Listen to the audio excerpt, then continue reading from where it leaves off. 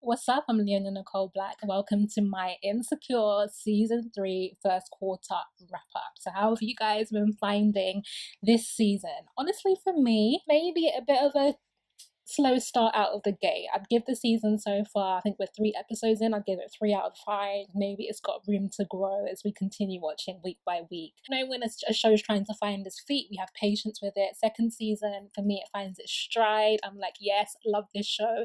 Obviously, they bring on board Raphael Sadiq. To me, is a musical genius. He's scoring it. The music is fire.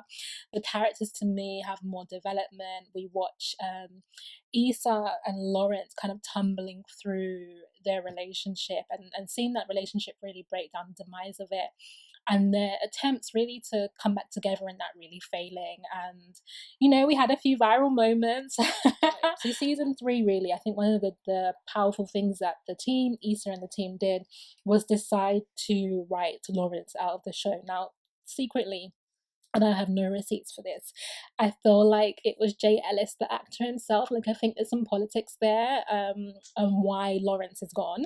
And I know that there's a huge movement and a huge petition to bring him back. I don't know if we need that.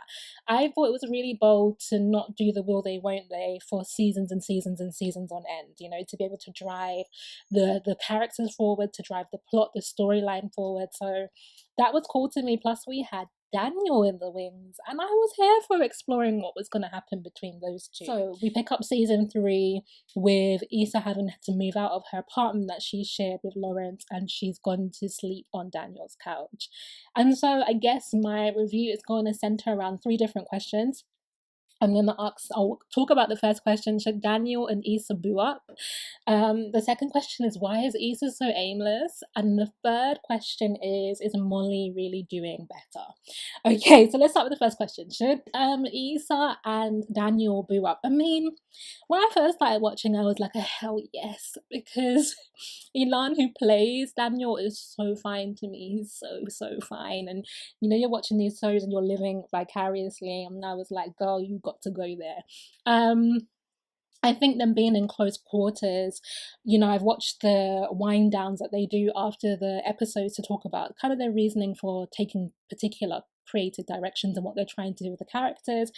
And, you know, Issa was quite explicit about saying that they're trying to get us to understand why Daniel and Issa are interested. Issa, I know she regrets kind of using her own name for the character, but Issa the character and Daniel the character, why they're drawn together. And I think one of the things that we see with them in such close quarters, and which stands out for me, is like Daniel's passion, which is something Lawrence didn't have, or not, at least not in the beginning. Like, we find him in a down and out place in his life where he's kind of lost, ambivalent, unsure about what he's doing, and unmotivated to really make any changes around that. But Daniel just has this fire, right? And it's a fire in terms of his desire for Issa. Like, he's very explicit about that.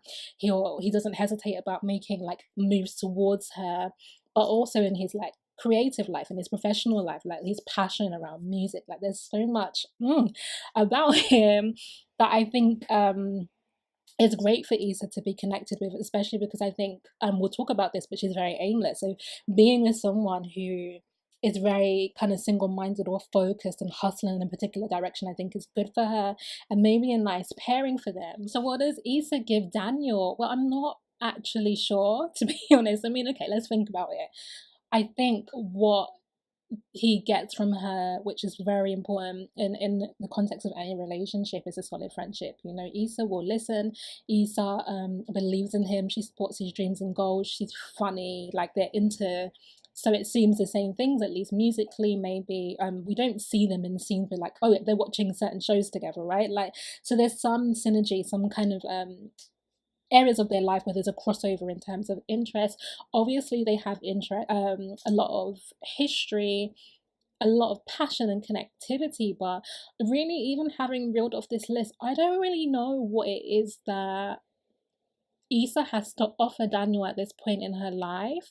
And this really speaks to this aimless thing, right? That Issa seems very, very lost. A friend of mine says that Issa comes across as someone who's like still doing their gap year job. Like, and I get it. Like, We Got Charles is very ridiculous company that she's working from, and she's been demoted there and she's been marginalized. And we see her this season like trying to get her money together, working like extra jobs, trying, you know, really to pull it in and get her life to advance. But I feel like some of the bigger picture questions, like what do I want to do, where do I want to do it, why do I want to do it, like they don't seem to occur to her. Episode 2 or 3, it was when she was doing the work fair with her job, and she meets someone else from another company who's engaging children in like different musical forms, and she gets very excited by that. We know that Issa has a background in like writing rap lyrics, and she cares about kind of youth engagement. And the man says to her like, are you looking for a job? And she's like, oh no, I've got one. But babes, you've got a job you hate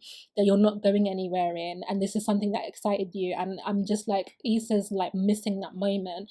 Now it may be a thread that they pick up on later in the season, but I was like, this is so Issa, like just not seeing the clues, like very directionless. And so this brings us to this moment in season episode 3, sorry, where I was like, where she's taken Daniel out for dinner to congratulate him and to thank him really for holding her down and letting her stay and being supportive towards her. And they've made this choice at this point, maybe to stay, like keep staying together, and staying, like obviously she's sleeping in his bed now. And Daniel's done some fuck shit, to be honest, because he's arrogant. I think that's what we see on the flip side about Daryl and Daniel, is that he's arrogant.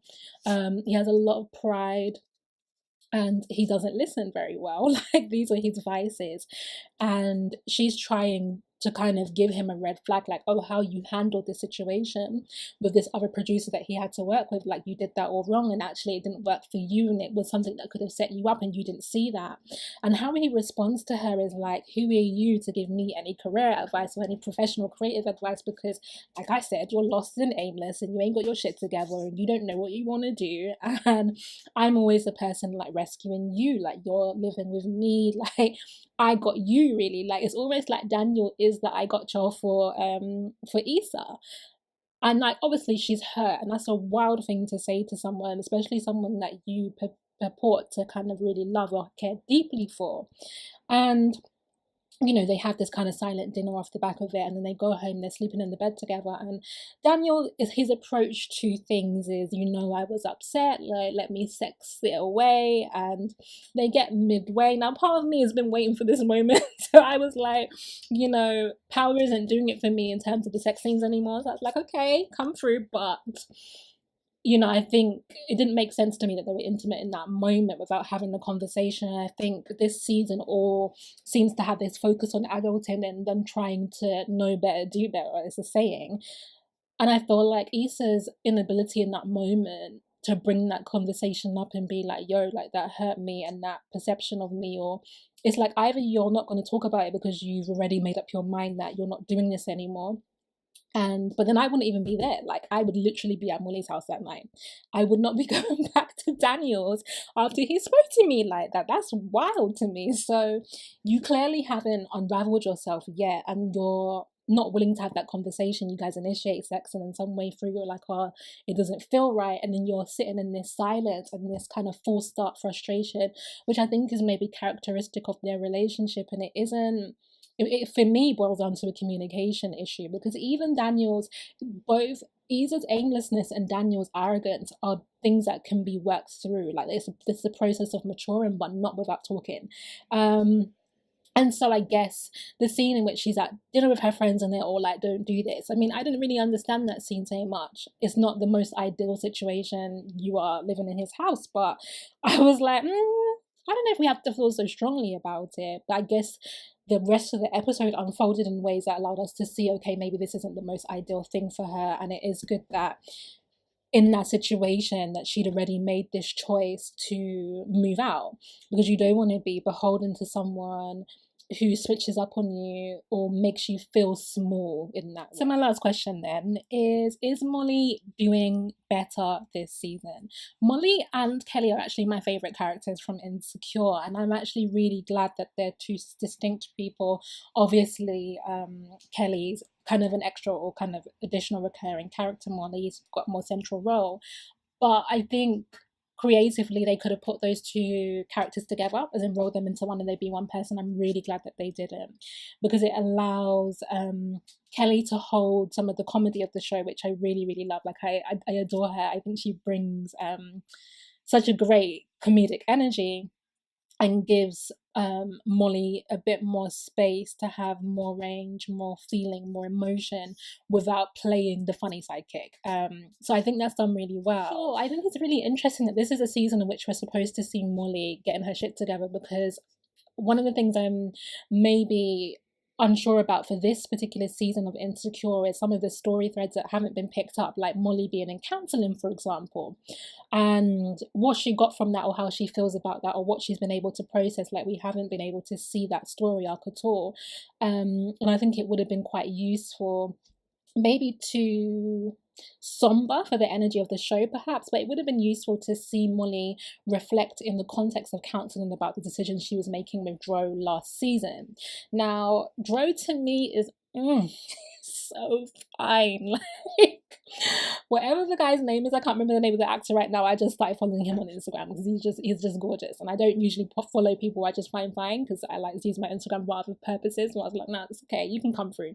So I think the sexual chemistry between them, again, maybe mirroring a little bit what was happening between Daniel and Issa, in terms of having these long-standing connections, having these people that you've got friendship with. And I think maybe the show is pointing, not consciously, but is showing us unconsciously how much it matters to be able to bond with someone on that friendship level, you know, that level that can sustain you.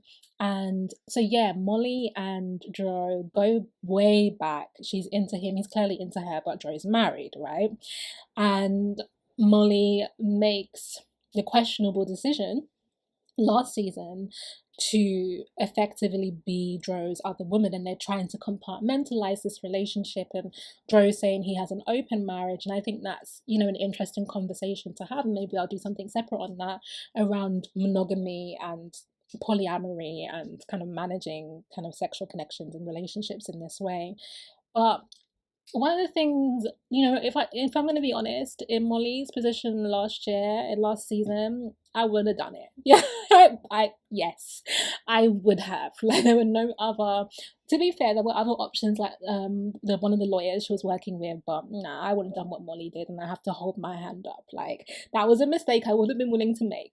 But season 3, in which obviously they've been doing this for a while and it's not working, you know, either Dro has to ditch Molly for his wife, or just the reminders of her phoning, and just seeing that actually Molly clearly wants more. She wants commitment, she wants a person in which she can build her life around, and Dro can never be that. And so that becoming apparent, and her trying to exact some boundary and be like, well, either we're gonna have nothing or we're just gonna be fucking. And you know, Dro agrees to the sex only, but not really. He's trying to push that boundary, and they end up in a disagreement in which he ends up saying to her, don't ask me about what me and my wife do. And I'm like, that is crazy. I was just like, huh? Like, what? I'm wondering what is the logic behind that? Because it's not like I'm just your jump off. I'm not just a random side chick. You haven't just met me. Like, this isn't just casual.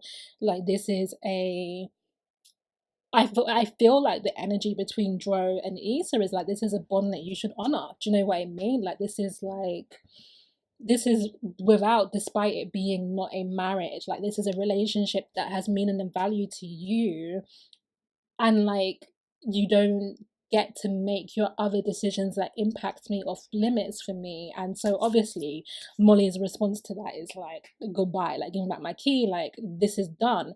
And I am wondering why we haven't seen any fallout from that, any emotional, mental reflection of that yet. Now, again, it may come in later seasons, but it just seems a weird place to kind of drop that connection out. So, you know, Molly, one of the things I do like about Insecure is that it's showing almost all of its main characters feeling like kind of stumbling through life, dealing with uncertainty, obviously personal insecurity, and trying to make decisions with like little to no information, which is the nature of life. And I think it's kind of kept that energy. Like most shows, someone will go through like a terrible, difficult time, lose their job or whatever for a few episodes, half a season, and then they're back on track. Particularly shows that are trying to reflect the beauty of blackness. You know, we get that respectability politics, we get upwardly socially mobile people, and I feel like I like that we got Molly, who's clearly successful, ambitious, aspirational beauty, beautiful, what's wrong with me, like beautiful.